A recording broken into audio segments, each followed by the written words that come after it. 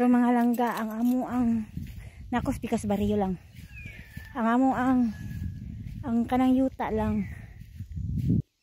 Sudlunon sa pikas sudlunon diri sudlunon. Katurang pikas may dili kaayo sudlunon duol ra pud ang kalsada.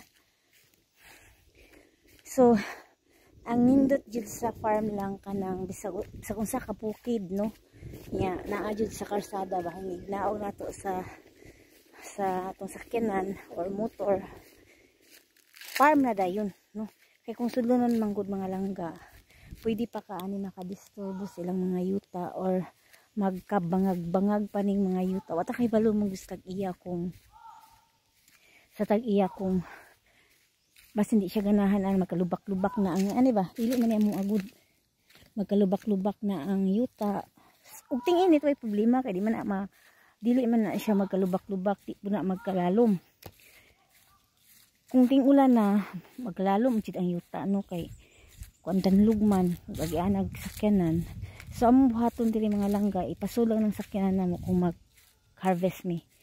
Pero kung dili mo turon ra na mo ani. Kay maikog tas tag-iya manggod. No? Kay magkalalom ba ani magkalalom. So ting-init okay pero ting-uwan di gid pwede siya masulod among trakay 4x4 man. Pero maikog tas tag-iya. No?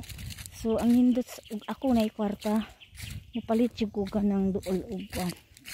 Pero kayo mo kay kwarta kini sa jud amo ang i-develop.